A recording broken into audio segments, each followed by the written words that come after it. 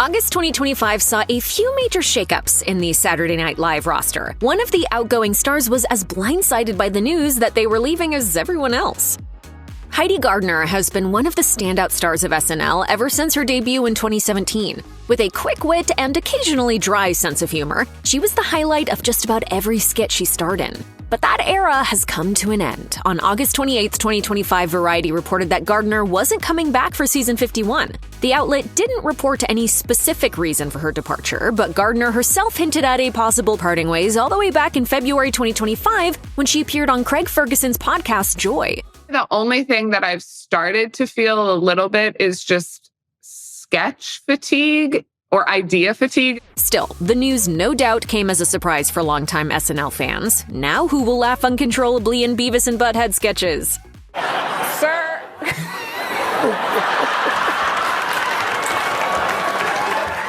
Devon Walker gave us 3 solid seasons of characters, but he took to Instagram on August 25, 2025 to announce that he was done with SNL. In a rather revealing bit of text, he said, "Me and the show did 3 years together, and sometimes it was really cool. Sometimes it was toxic as hell, but we did what we made the most of what it was, even amidst all of the dysfunction." He didn't go into detail about what was toxic or dysfunctional, but it sounds like the decision to leave may have been mutual. He echoed that sentiment in an interview with Rolling Stone, where he said, "I think I felt ready to leave the show, and I think the show felt ready to leave me. I was just ready to do something else. We both felt like it was time."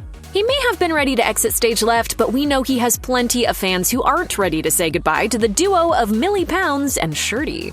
You guys went to Eton? Yeah. Eating your mom's bum. A longtime fixture on Weekend Update and a ton of other sketches, Michael Longfellow is also leaving the SNL cast in 2025. Hey girls, it's Longfellow. Don't get excited, it's just a name. Like Walker, he put out the news on Instagram, writing a statement that said in part, "Will not be returning for a 4th season at SNL. Wish I was, but so it goes. It was the best 3 years of my life so far. I feel nothing but gratitude for the experience and to everyone there." But unlike Walker, this decision may not have been quite as mutual. He told the Daily Beast that he was just about to get on a plane when his phone rang. It was his agent telling him he'd been fired from the show. August is generally a time when SNL shakes things up. New seasons debut in October, so that's when the producers go over the cast and decide if anyone's on the way out, or if it's time to bring anyone new on board. 2025 was no different. The 4th SNL cast member who got the boot in August 2025 was Emil Wakim. With 1 season under his belt, Wakim didn't have the longest tenure on the show, but his characters were already becoming fan favorites. This whole thing's kind of been a roller coaster for me. On one hand, I keep getting tackled by bounty hunters, but on the other hand, I've gotten some of the horniest DMs of my life. On Instagram, Wakim called the news a gut punch, but expressed his gratitude to everyone involved in the show for giving him a chance. He ended the post on a high note, saying, "I was so lucky to bring some of myself in there and say things I believed in, and I'm excited for whatever chapter comes next. Here's to making more art without compromise." Of course, Saturday Night Live is no stranger to surprise exits. In fact, some of the show's most popular stars shocked audiences when they left. We're talking about people like Aristotle Athari may have lasted only 1 season on Saturday Night Live, but the show's first male Middle Eastern player still managed to make his mark with characters like the artsy improv crooner Angelo and the android stand-up Laughing Tosh 3000. It's very hard to date as a robot. My last girlfriend was a GPS. Unfortunately, the Texas native found it difficult to gain his footing when he joined in 2021 for season 47, especially due to pandemic precautions and the sheer size of the cast. He explained on the Saturday Night Network podcast, "It was a very large cast. It was like 21 people in the cast. There's a finite number of spots that you can get for dress rehearsal, and the table reads, I think, at the time, they were difficult in a lot of ways because we were still masked and separated, and there were growing pains in that regard." Athari believes he might have stayed if he were as connected as players like James Austin Johnson and Sarah Sherman, who also made the cast that year. He added, "I just didn't know anybody. I think that would have also helped a lot if I was familiar with some of those people." Athari wasn't out of work long after leaving in 2022, having snagged a role in the sci-fi rom-com Molly and Max in the future.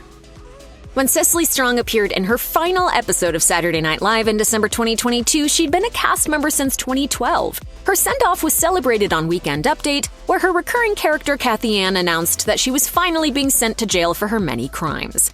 I got to have so many of the best moments of my life in this place with these people that I love so much. Strong shared a statement out of character in a subsequent Instagram post, reflecting on her decision to leave by writing, "I am ready to go, but I'll always know home is here. I've had the time of my life working with the greatest people on earth." Strong also apologized for keeping the news under wraps until the last minute, but explained, "I didn't want the extra pressure on something already so emotional for me." Thankfully, Strong's fans didn't go hungry for long, as she and co-star Keegan-Michael Key starred in the musical spoof series Schmigadoon for Apple TV+.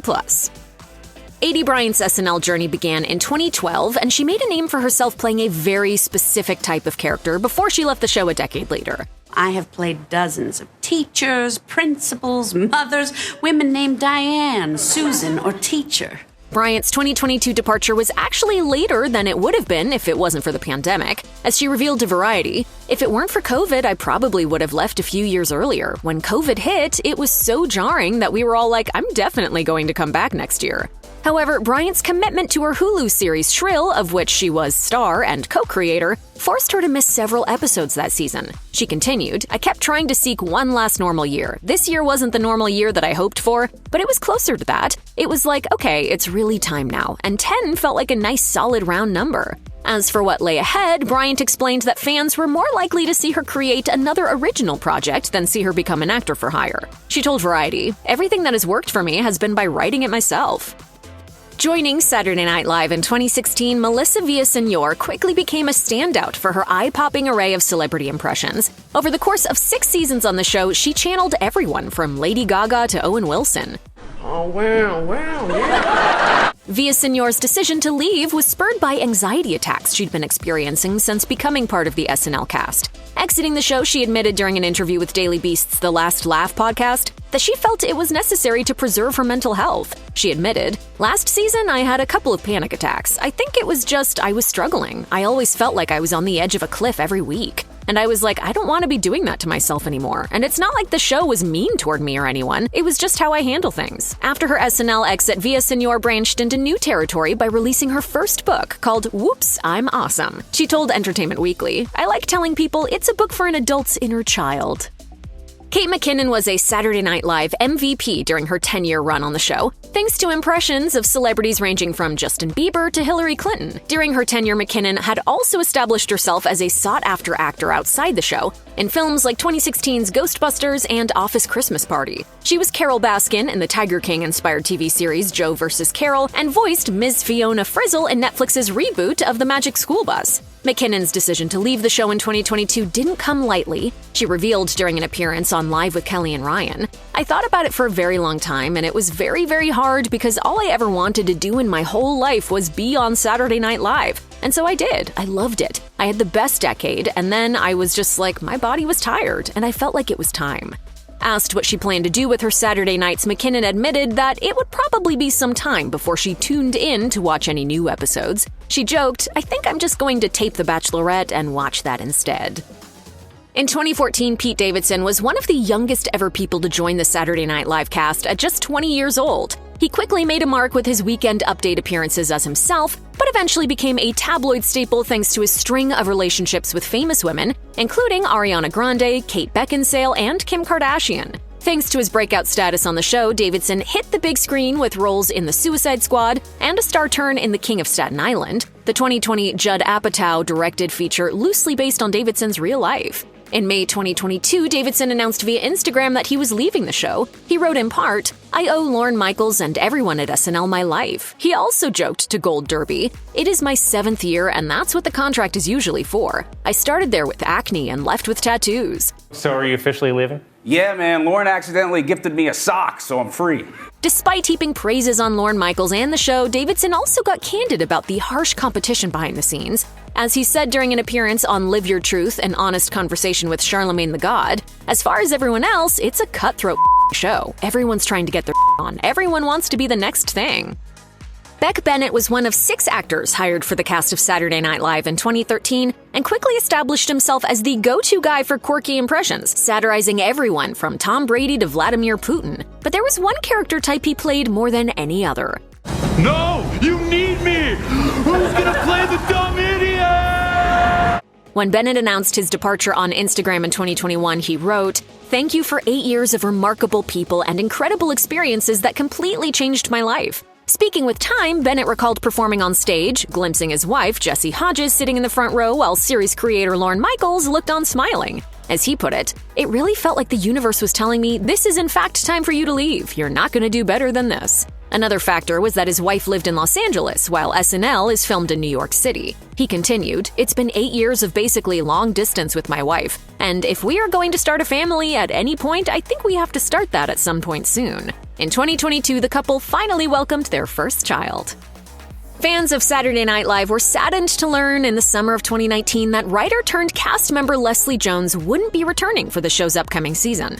According to a Deadline report, the decision to leave was entirely her own. Jones then confirmed her exit on social media, expressing her hope that the fans she'd gained from SNL would support her future endeavors. The first of those projects was Leslie Jones' Time Machine, her debut Netflix stand-up comedy special, which dropped in January 2020. In addition, Jones was hired to host ABC's revival of the classic TV game show Supermarket Sweep. Speaking with the New York Times, Jones explained why she decided to exit SNL when she did. Her reasoning was simple. As she put it, "I'm 52 and tired. SNL is a hard job. It's 100 hours a week. Also, it's an institution. I get bored, and I want to do different things."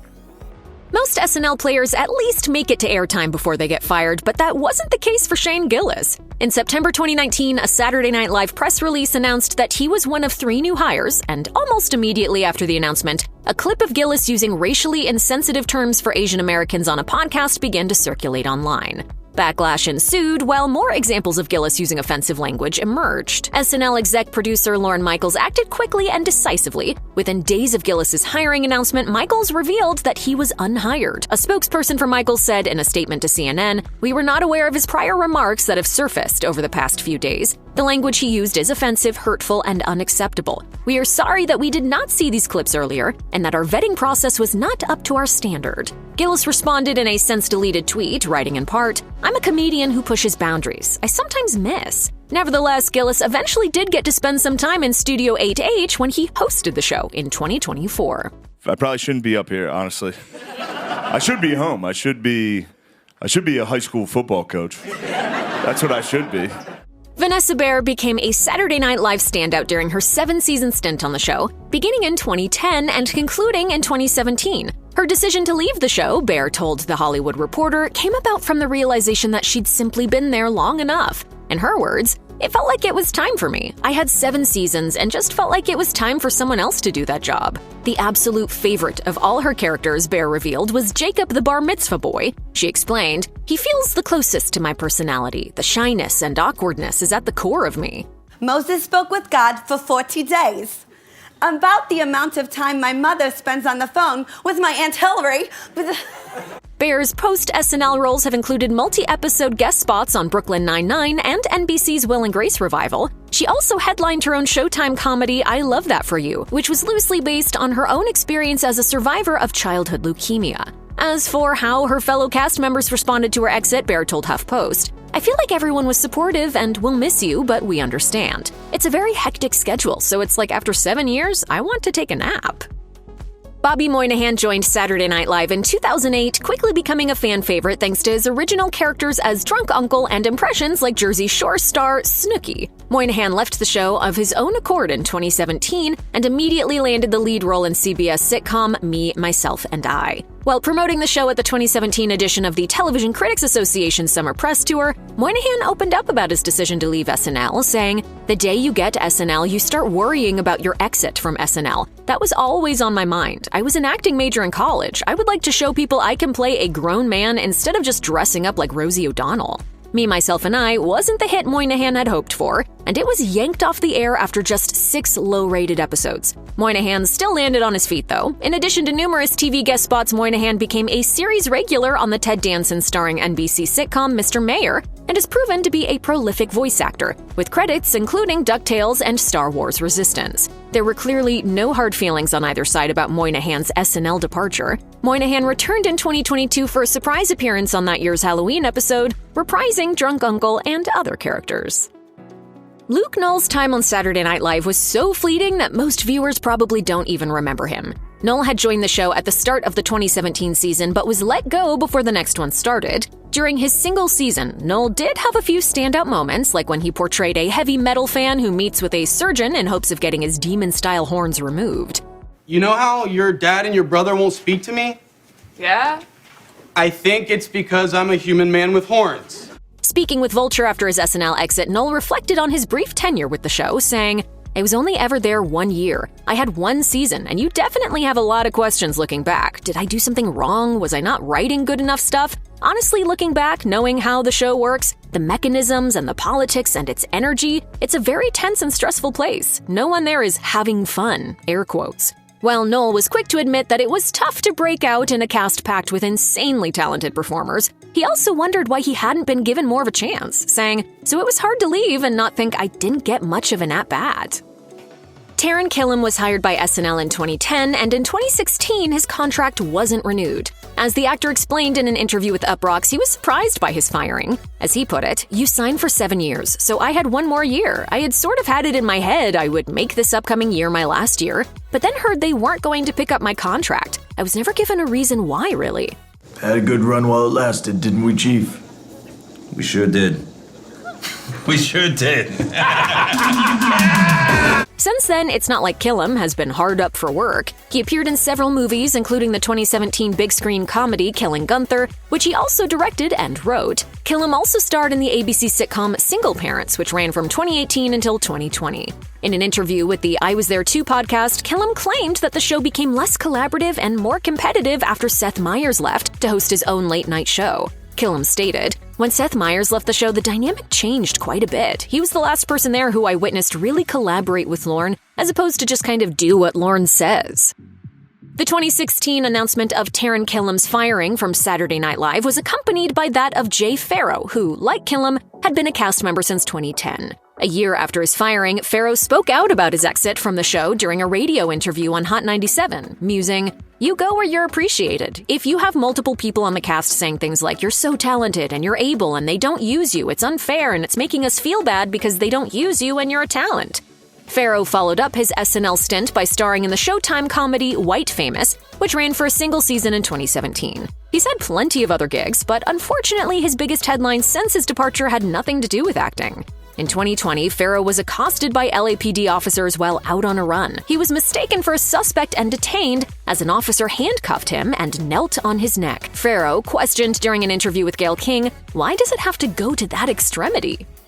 Nasim Pedrad joined Saturday Night Live at the start of the 2009 season and exited 5 years later. It didn't take her long to find work. Immediately after leaving the show in 2014, she was cast in Mulaney, a Fox sitcom starring and created by former SNL writer John Mulaney. During an appearance at the Television Critics Association summer press tour that year, Pedrad explained her decision to quit SNL, saying, "Obviously there's nothing like that show, and I was lucky to be there for 5 years. At some point you have to leave, and I can't think of a better reason to leave than for this particular show and this particular cast." Despite the talent involved, Mulaney was trashed by TV critics. One review from Slate read in part, "Mulaney is just like Seinfeld, except it's not funny." The show was canceled after a single season. Nevertheless, Pedrad remained a hot commodity on television, eventually creating and starring in the TBS sitcom Chad. In 1995, Cheri Oteri joined Saturday Night Live at a very opportune time in the show's history. In response to dwindling ratings the previous season, producer Lorne Michaels got rid of the bulk of the show's cast, replacing them with Oteri and other soon-to-be iconic players, including Will Ferrell and Daryl Hammond. Filling those voids meant that Oteri and company were entering a workplace far less toxic than previous seasons. Oteri recalled on the Fly on the Wall with Dana Carvey and David Spade podcast, "Everybody came in at the same time, and there was this appreciation and energy, and we just all hit the ground running. There wasn't anybody that was sitting around intimidating and wondering if you were gonna take their spot or anything."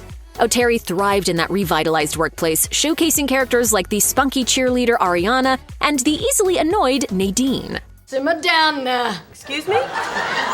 "Everybody want to return something, so just simmer down now." 5 years later, confident from being nominated for a Primetime Emmy in 2000 for her guest appearance on the sitcom Just Shoot Me, and a role in Scary Movie, Oteri left SNL with hopes of becoming a major star. That prospect never truly materialized, as she settled for bombs like Dumb and Dumberer, When Harry Met Lloyd, and a handful of TV cameos. One of the most coveted gigs on Saturday Night Live is a position as an anchor on the news segment Weekend Update. It's a job that turned previous players like Chevy Chase, Tina Fey, and Seth Meyers into household names. But Colin Quinn found that his time behind the desk left a sour taste in his mouth. As he admitted on The Howard Stern Show, "I should have just left after a few shows. I should have said, I can't do this. Whatever the energy was that I was bringing, I couldn't enjoy it. I loved my first 2.5 years of Saturday Night Live, loved it more than anything, and doing the update thing was just ugly." Quinn's unhappiness had a lot to do with the circumstances surrounding how he landed that spot. His predecessor and best friend on SNL, Norm Macdonald, had been fired, and Quinn was quickly ushered in to take his place. TV pundits often rate Quinn among the segment's worst hosts, in sharp contrast to Macdonald, who is frequently rated among the best. Quinn happens to agree. He continued, "I feel like I even sabotaged it because I felt so guilty, even though I had nothing to do with Norm leaving. But it was still, wow, I'm taking Norm's thing after they fire him for this whole thing." Quinn left SNL in 2000 and has since found passion in converting his comedy into Broadway productions. Norm Macdonald joined Saturday Night Live for its 19th season in 1993, taking over Weekend Update anchor duties a year later. One of Macdonald's most frequent targets was former NFL great O.J. Simpson, who had the attention of the entire country during his murder trial. Long-standing rumors claim that Macdonald's jokes about Simpson were ultimately what led to his firing in 1998.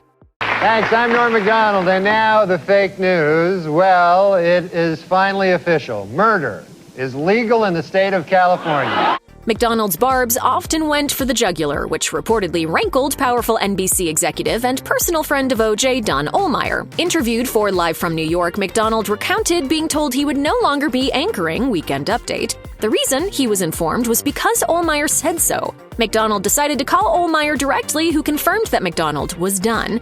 No mention was made of Simpson, however. Ohlmeyer reportedly told Macdonald he was let go because his segment was, quote, just not as funny as it should be. In hindsight, Macdonald said that he was simply happy that he was able to be on SNL at all. He looked on the bright side, saying, "To me, just getting there was the thing."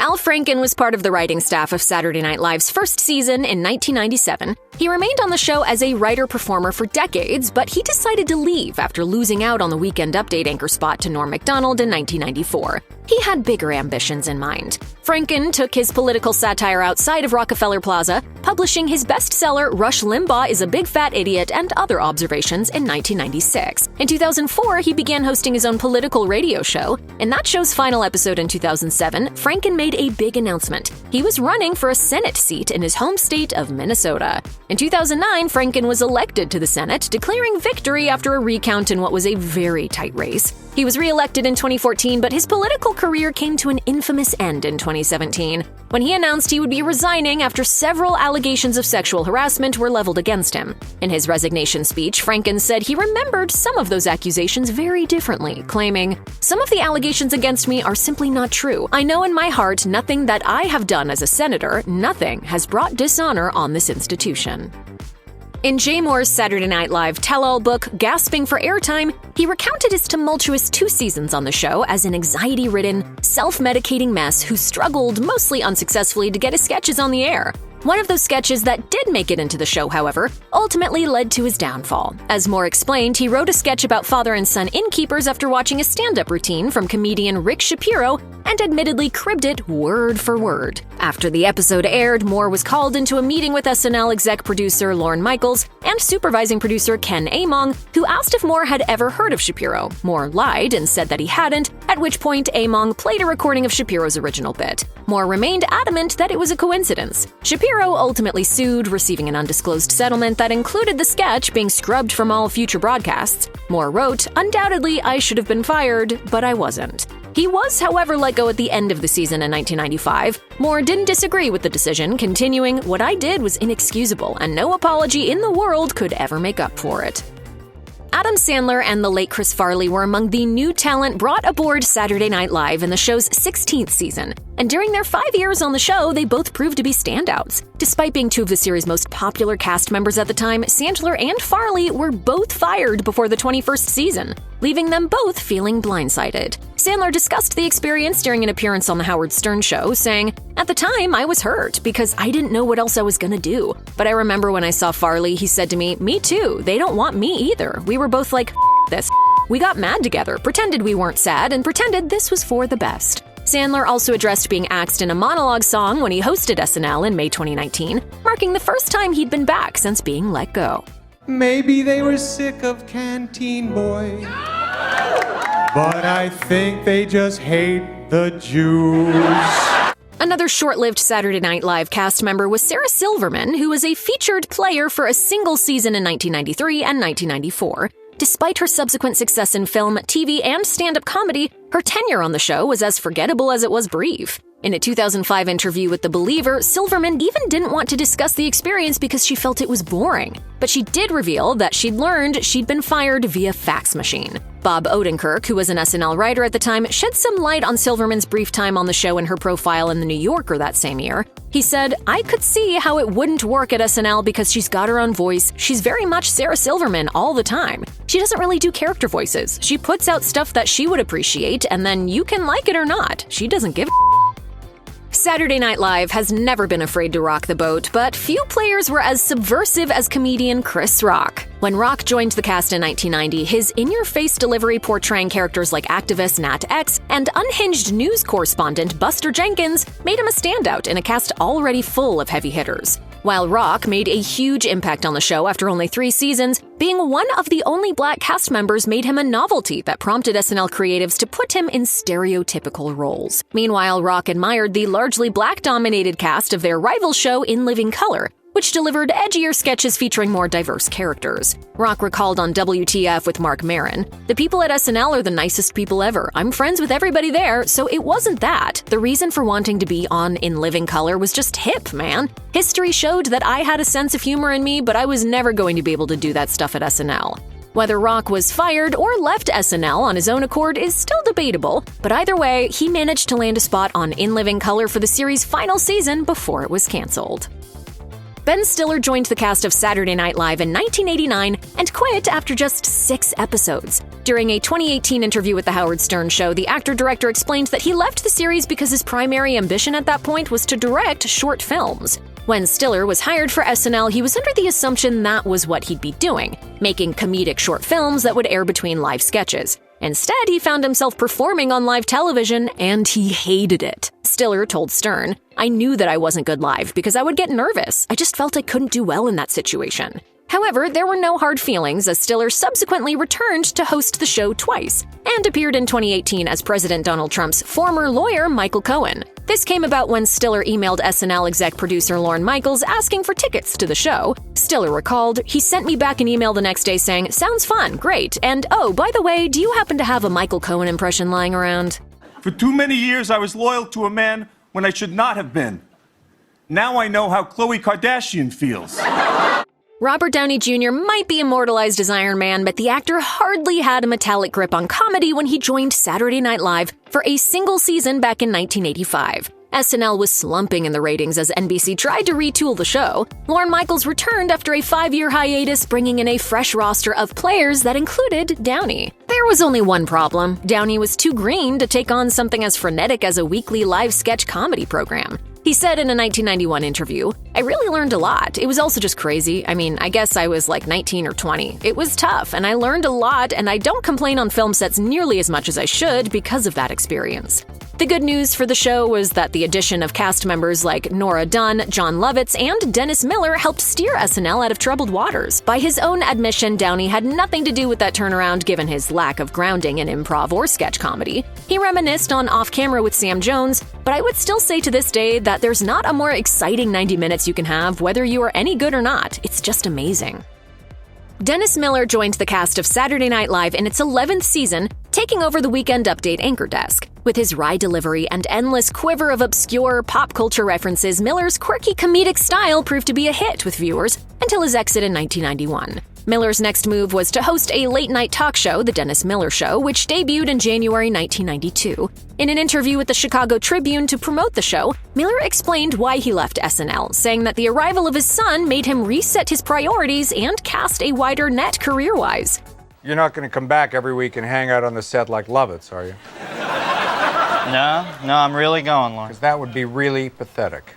Miller elaborated, "I'm not trying to sound too maudlin, but something about his birth reacquainted this urge in me to strive for things. When I had the kid, I thought, why don't you see what you can do? Why don't you test it a little? Make the boy proud." That test, unfortunately, was not successful. By July of that year, The Dennis Miller Show was canceled. Speaking about the show's failure with the Los Angeles Times, Miller shrugged it off, musing, "People lose their jobs every day." Arguably one of Saturday Night Live's most beloved seasons was the 10th, which brought heavy hitters Billy Crystal and Martin Short into the fold. While Crystal delivered memorable characters ranging from suave Fernando to talk show host Joe Franklin, Short resurrected such SCTV favorites as Ed Grimley and Jackie Rogers Jr. Despite their success on the show, neither returned for the 11th season. As it turned out, they never intended to. As Short explained in Live from New York, "I had a one-year contract. I certainly approached that show not as someone who was going to be around, obviously, for more than 1 year. So I felt that I had to do a lot and be in as many interesting things as possible because it was just a limited time." Crystal said, "I never put a time limit on how long I would be there or what it would give me or get me. I just felt personally as a performer and as a creative person I had to give it my shot." Julia Louis-Dreyfus is one of the most recognizable women on television thanks to her award-winning roles in Seinfeld and Veep, but her 3 seasons on SNL were far less acclaimed. They weren't particularly enjoyable either, as she said on Radio Andy. "I didn't have tons of fun, but I did learn a ton. I was really super young. I was 21 and I went into it very naively." She also told Bustle that SNL was, quote, "not a female-friendly environment at all." She recalled that it was difficult to get her sketches aired on the show. One saving grace was that her tenure on SNL enabled her to work with castmate and boyfriend Brad Hall, whom she would eventually marry. Louis-Dreyfus discovered another silver lining during her time on the show, meeting writer Larry David, who would later co-create a star vehicle for her in the form of Elaine on Seinfeld. She joked, "He was there my 3rd year, his one and only year, and we bonded because he was super miserable and I was super miserable, and you know how misery loves company."